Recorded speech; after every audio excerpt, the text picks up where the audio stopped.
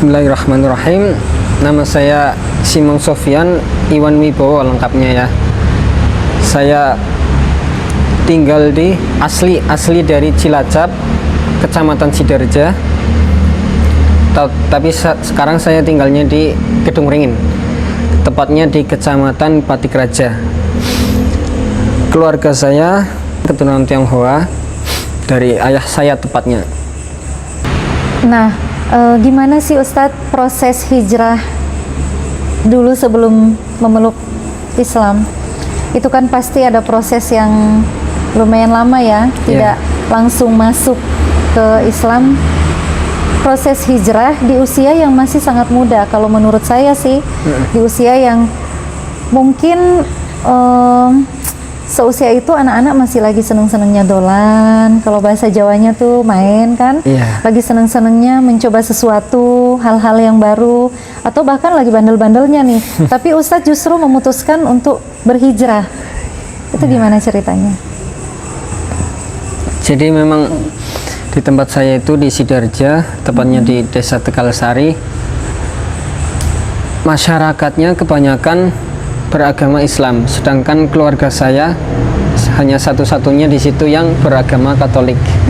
Jadi mau main pun ya dengan anak-anak Islam gitu, sampai ikut-ikutan sholat, ikut-ikutan takbiran, taraweh, pakai peci, pakai sarung gitu. Masuk SD pun di SD Pius Sidarja tepatnya, di situ pun kebanyakan siswanya Islam. Jadi mainnya ya sama Islam, anak Islam lagi gitu. Terus masuk SMP Kristen, tapi cuma namanya aja yang Kristen, kenyataannya siswanya kebanyakan beragama Islam gitu. Jadi mereka tidak mewajibkan untuk siswanya beragama Katolik, tapi Islam juga boleh masuk di situ. Jadi mau nggak mau mainnya ya sama anak Islam lagi gitu. Jadi ketika di SMP sempat juga kalau lagi main tuh temennya pada sholat, saya nungguin di luar itu ngapain. Rasanya pengen ikut gitu, cuman sholat. Belum ya pengen itu sholat, tapi belum ada alasan yang kuat buat pindah ke agama tersebut. Toh juga usianya masih sangat muda, SMP. Lalu masuk ke SMA, di SMA Negeri 1 Kunci Sidarja. Di situ pun teman-temannya kebanyakan Islam, walaupun ada pelajaran Katolik dan ada pengajarnya, suster lebih tepatnya. Pengajarnya suster, beliau sangat ketat, tapi mau gimana lagi, teman-temannya kebanyakan Islam. Dan ketika di SMA pun saya sempat berjanji kepada teman-teman, saya mau masuk Islam gitu, saya ingin masuk Islam, tapi belum ada keinginan yang kuat. Insya Allah setelah lulus dari sini saya akan mencari-cari lagi agar bisa masuk ke dalam agama Islam ini. Masya Allah ya, berarti sejak kecil sudah bergaulnya atau di Allah hadirkan teman-teman yang lebih banyak Muslim justru ya, dan di situ timbul kenyamanan. Kalau bisa diambil kesimpulan, awal ketertarikan Ustadz untuk menjadi seorang Muslim itu dari lingkungan. Iya, benar. Cuman selain itu ada nggak sih alasan yang paling mendasar atau kegelisahan yang semakin memantapkan Ustadz untuk menjadi seorang Muslim? Kegelisahannya selama ini saya bertanya-tanya, apa sih Trinitas itu? Masa ya Tuhannya ada 3? Ada Yesus, ada Bapa, ada Roh Kudus. Nanti kalau debat gimana gitu? Saya mikirnya gitu. Terus kenapa sih kok harus ada penebus, pengakuan dosa gitu? Sedangkan kalau kita berbuat dosa kan malu gitu loh, untuk mengakuinya malu pasti. Tapi kok ini malah harus mengaku ke Romo. Romo itu kalau di Islamnya ustadz lah ya, ustadz gitu. Kan malu ya, setiap orang pasti malu. Sedangkan di Islam katanya kan Kalau dosa ya udah ditutup aja, nggak usah Iya. dibuka-buka, aib.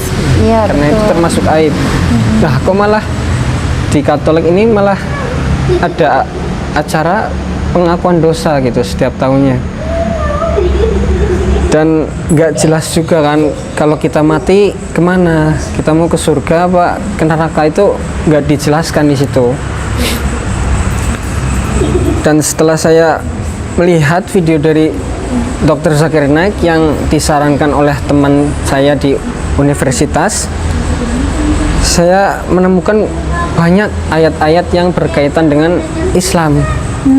Contohnya di Yohanes 16 ayat 12-nya. Masih banyak hal yang harus kukatakan kepadamu, tetapi sekarang kamu belum dapat menanggungnya. Tetapi apabila ia datang, yaitu Roh kebenaran, ia akan memimpin kamu ke dalam seluruh kebenaran. Nah, ini di sini Roh kebenaran itu sebenarnya kalau di Alkitab yang asli bahasa Ibrani itu Ahmad, bukan Roh kebenaran. Jadi Nabi Isa di sini bilang akan datang nanti Rasul setelahku yang bernama Ahmad, seperti di Al-Quran surat As-Saff, wa mubasysyiram bi rasuli ya'ti min ba'di ismuhu Ahmad, akan datang, ku kabarkan kabar gembira yang akan datang Rasul setelahku yang bernama Ahmad. Loh, kenapa bukan Muhammad? Betul. Ahmad ini sebenarnya nama sifat, kayak misal Abu Bakar As-Siddiq. Nah, As-Siddiqnya itu sifat, Ahmad juga sifat gitu. Dan masih banyak lagi contohnya di 1 Korintus 11, sebab jika perempuan tidak menudungi kepalanya, maka haruslah ia menggunting rambutnya. Jadi di sini diperintahkan Berhijab. ya bagi perempuan untuk berhijab. Tapi kok malah yang Katolik kebanyakan nggak ada yang berhijab kan? Iya, betul. Nah, itu menentang loh, semua menentang. Dan ada lagi di Keluaran, tepatnya di 3 ayat 3. Lalu ia berfirman, janganlah dekat-dekat dan tanggalkanlah kasutmu dari kakimu, sebab tempat di mana engkau berdiri itu adalah tempat yang kudus. Maksudnya kalau kita mau masuk tempat yang kudus ibadah. ini maksudnya tempat ibadah ya, kita harus lepas alas kaki kita. Tapi kok malah kebanyakan orang Katolik itu pakai alas kaki kalau mau beribadah. Itu yang saya alami itu. Kok jadi banyak yang dilanggar gitu. Iya. Dalam Bible mengatakan seperti ini, tapi umatnya malah melanggar. Ada lagi di Lukas ayat 2. Dan ketika genap 8 hari dan ia harus disunatkan, diberi nama Yesus, yaitu yang disebut oleh malaikat sebelum ia dikandung oleh ibunya. Jadi di sini diperintahkan untuk sunat, Sunat. tapi kebanyakan orang Katolik nggak sunat gitu. Iya. Kan saya jadi, aduh, kok ditentang lagi. Ada lagi juga untuk yang mengharamkan babi, nggak boleh makan babi. Ulangan, tepatnya di Ulangan ayat 14, tidak boleh memakan babi karena dia berkuku belah tetapi tidak membawa biak, haram itu bagimu. Udah jelas banget kan, haram gitu. Minum anggur juga nggak boleh, ada juga di Imamat ayat 10, dan masih banyak lagi. Jadi sebenarnya semua itu ada di Bible ya? Ya, ada di Bible yang asli. Asli. Karena sekarang Bible itu udah banyak revisian. Contohnya ada perjanjian baru, ada perjanjian lama. Nah, itu di perjanjian lama sebenarnya banyak yang berkaitan dengan Islam tuh banyak. Rata-rata di perjanjian lama. Saya kan jadi, kok ini katanya firman Tuhan, katanya perkataannya Tuhan, kok malah direvisi? Berarti manusianya lebih pintar dari Tuhannya gitu. Dan saya sempat mikir, berarti orang Islam itu lebih mengimani Yesus dong. Betul. Lebih cinta sama Yesus daripada orang Katolik itu sendiri. Karena justru menjalani apa Ya, yang menjalani. Yesus sampaikan di Bible Ya. ya. Benar banget. Setelah 3 tahun menjadi seorang Muslim, mempelajari Al-Quran, membaca Al-Quran, menghafal bahkan ya, Iya, alhamdulillah. ada nggak ayat-ayat yang Ustadz temukan untuk semakin menguatkan bahwa oh iya ini nih, ini Allah nih, ini Tuhan yang sebenarnya? Untuk di Quran sendiri, saya sempat menemukan ayat-ayat yang menarik yang berkaitan dengan hubungan di dunia gitulah, bukti-bukti yang nyata, yang real gitu. Tepatnya di surat Ar-Rahman, di situ dijelaskan bahwa ada dua laut yang saling bertemu tapi tidak bercampur. Tepatnya di ayat 19-nya, marajal bahraini yaltaqiyan, dia membiarkan dua laut mengalir yang kemudian keduanya bertemu. Lalu di ayat 20-nya, bainahuma barzakhul la yabghiyan, di antara keduanya ada batas yang tidak dilampaui oleh masing-masing. Tepatnya itu selatnya kalau nggak salah selat Madura. Selat Madura. Itu yang pertama. Kalau yang kedua di surat Al-Furqan, tepatnya di ayat 53. Di situ dijelaskan bahwa ada sungai di dalam laut, tepatnya di daerah Meksiko. Ayatnya artinya, dan dialah yang membiarkan dua laut mengalir berdampingan, yang ini tawar dan segar, dan yang lain sangat asin lagi pahit, dan dia jadikan antara keduanya dinding dan barat yang tidak tembus. Masya Allah ya. Iya. Itu baru sebagian kecil itu. Belum lagi penciptaan langit dan bumi. Iya, benar dan banget. segala isinya yang luar biasa. Pembuktian yang memang real Iya, kita temukan.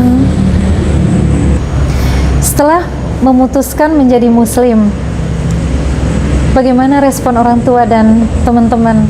Karena biasanya kan kisah-kisah mualaf itu tantangannya atau hantaman pertamanya tuh dari orang tua, dari pihak orang tua, keluarga atau teman-teman, komunitas-komunitas di agama sebelumnya.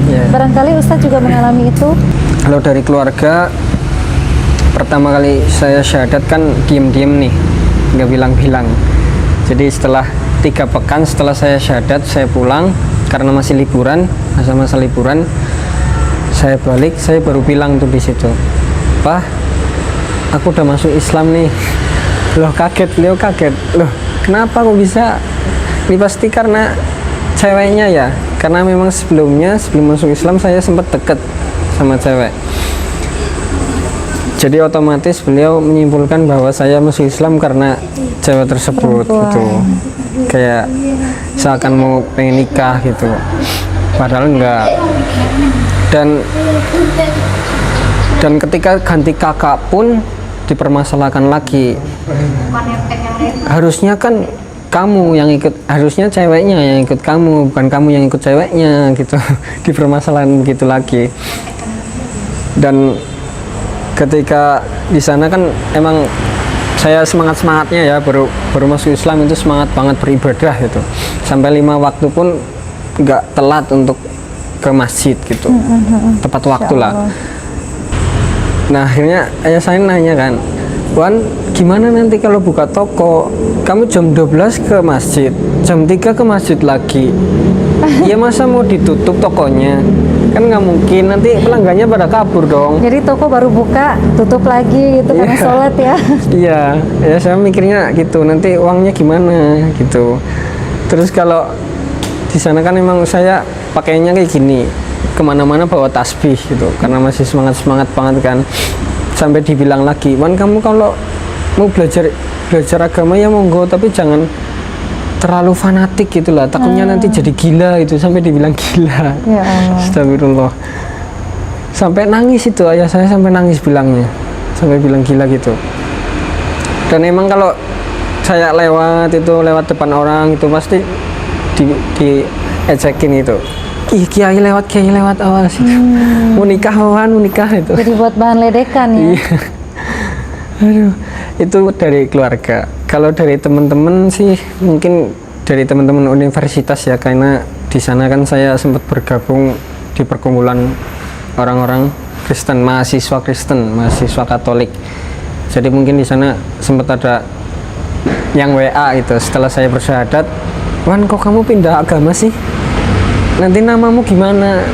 Kan Simon, emang boleh di Islam gitu." "Ya kenapa?" nggak masalah lah. Jadi memang ada ujian tapi tidak terlalu seperti yang mualaf-mualaf lain ya, Ya. tidak separah yang mereka alamin. Iya. Masih bisa lah dihadapin gitu, Ya, nggak benar. sampai yang diusir atau dicoret dari daftar keluarga iya. gitu kan ada ya. Iya. Nah, setelah menjadi muslim, apa yang paling Ustadz rasakan secara hati dan kehidupan sehari-hari? Kalau dari hati sendiri udah pasti puas dan tenang, karena hidup saya menjadi lebih tertata, mulai dari bangun tidur sampai tidur lagi udah lengkap tuntunannya di Al-Quran dan As-Sunnah sendiri, Masya Allah.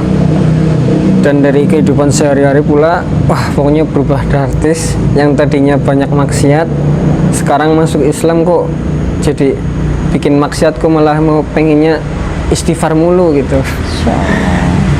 Dikit-dikit istighfar, karena takut gitu, karena kita nggak tahu matinya kapan kan. Betul. Tiba-tiba bermaksiat kok tiba-tiba mati gitu kan, nggak mau gitu saya. Makanya kalau setiap kaget atau apa langsung istighfar gitu, Iya, Insya Allah. karena malaikat maut datangnya nggak bilang-bilang. Betul. Jadi kalau kita mau dicabut ya udah cabut aja gitu. Makanya saya membiasakan untuk beristighfar, berzikir. Dan orang yang paling cerdas adalah orang yang selalu mengingat mati. Ya, Dari dzikr situlah maut. kita takut untuk Allah hadirkan ketakutan, kekhawatiran untuk bermaksiat, untuk melakukan hal-hal yang tidak Allah ridhoi, ya. Sekarang kegiatan sehari-hari Ustadz apa nih? Ya, kalau kegiatan mulai dari Senin sampai Jumat itu paginya saya di Mahat Imam Malik UMP Purwokerto, Universitas Muhammadiyah Purwokerto, itu paginya. Kalau untuk siangnya saya mengajar di Perumahan Berkoh, juga mengajar privat untuk hafalan di rumah dan di asrama polisi. Wow, Itu siangnya. Masya Allah. Kalau sorenya mengajar di TPQ dekat rumah saya di musola, dan ngajar di sini juga di tempat ini di Mafaza Masjid Fatimah Zahra, mengajar tahsin. Itu sorenya. Malamnya udah khusus untuk anak dan istri. Masya Allah. Ini menjawab pertanyaan saya dari tadi. Saya batin, baru 3 tahun menjadi muslim dan udah ngajar ngaji. Berapa lama Ustadz belajar Qur'annya? Belajar Quran itu sampai lancar itu 1 tahun lah kurang lebih Masya ya. Allah. Dan setelahnya berarti 2 tahunnya ya saya pakai untuk menghafal. Setelah setahun belajar Quran langsung diamanahkan mengajar. Iya bener. Masya Allah. Bener. Saya iri banget, saya malu sama diri sendiri ya Ustadz. Jujur saya yang sudah terlahir sebagai muslim, dan banyak di luar sana mungkin belum bisa, udah belajar dari kecil tapi ya gitu, masih belum fasih, masih bermasalah Iya, di makhorijul hurufnya. Iya. Sementara Ustadz yang baru 2 tahun, 1 tahun ya, 1 Iya. tahun belajar, lulus langsung diamanahkan untuk mengajar Iya. Al-Quran, dan Alhamdulillah. lumayan banyak ya Ustadz ya Iya. jamaahnya. Iya. Masya Allah. Dan menghafal juga, Iya. bener. menghafal Quran juga. Maaf kalau boleh tahu, sudah hafal berapa juz dalam kurun waktu berapa lama? Alhamdulillah udah kurang lebih 10 juz dalam kurun waktu ya 2 tahun itu berarti. 2 tahun. 2 tahun itu ya. Dan itu luar biasa Ustadz. Menurut saya yang udah lahir sebagai muslim, tapi ya hafalannya masih itu lagi. 2 tahun untuk seorang yang baru memeluk Islam, itu pencapaian yang luar biasa.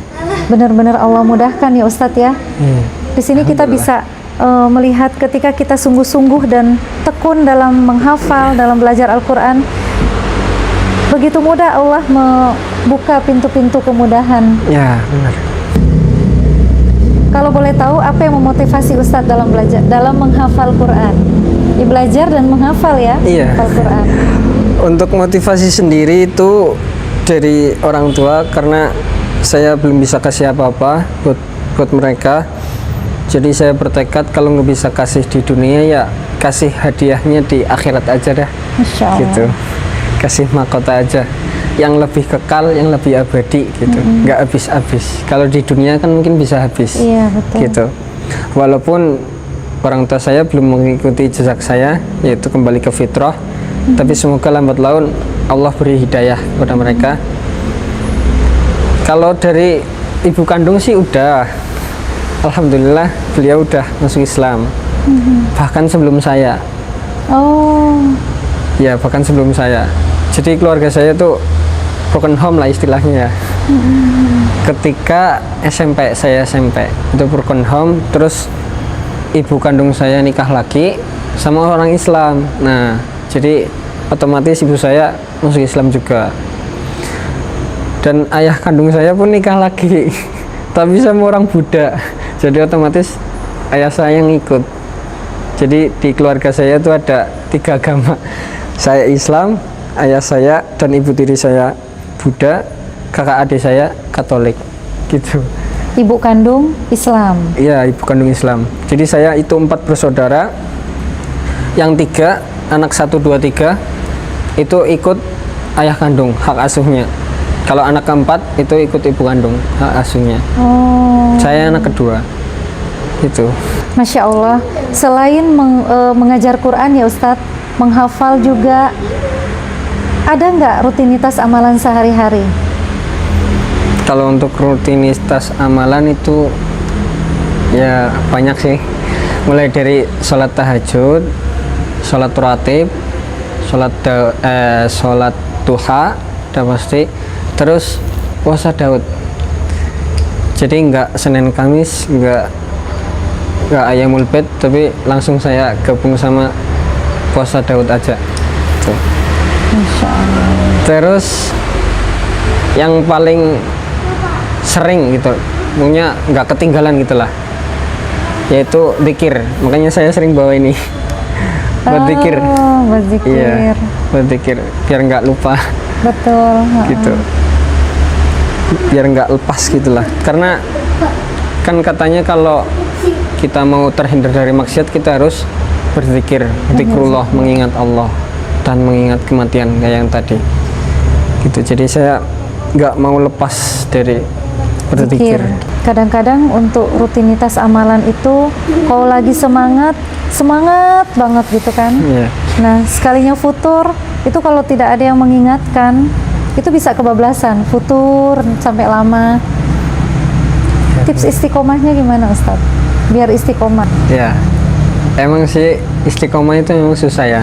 Karena Nabi Muhammad juga ketika turun ayat di surat Hud yang menyuruh untuk istiqomah, itu beliau sampai beruban kan rambutnya karena perintah istiqomah, saking beratnya nih. Iya, betul. Dan beliau juga mengatakan iman itu emang naik turun, yazid wa yanqus gitu. Makanya memang susah, mustahil kalau bisa istiqomah banget.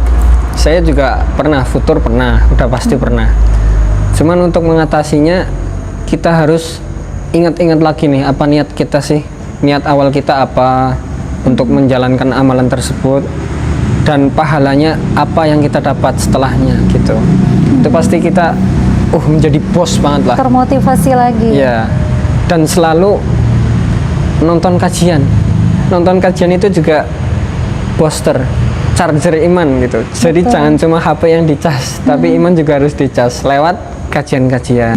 Ada nggak sih orang yang berjasa dalam proses hijrah, Ustaz Simon?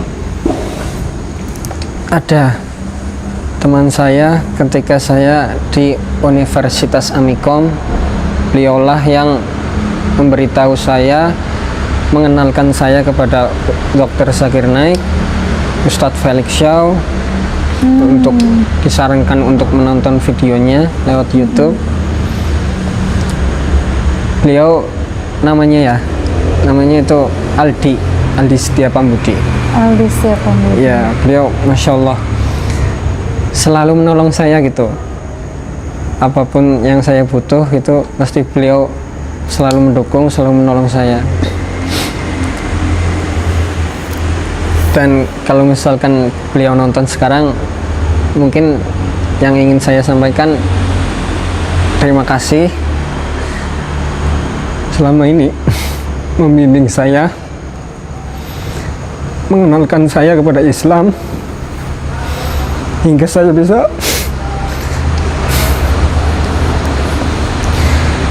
bisa masuk Islam gitu sebelum kiamat, sebelum saya dicabut nyawanya gitu. Insya Allah. Alhamdulillah. Dan saya berpesan kepada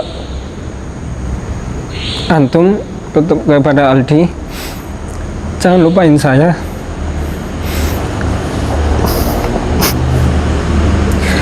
Jangan lupain saya di dunia maupun di akhirat nanti. Jangan lupain saya, cari saya kalau nggak ada di surga. Ya Allah, mana Iwan, mana Simon? Kita sholat bareng-bareng, kita puasa bareng-bareng. Jangan lupain saya.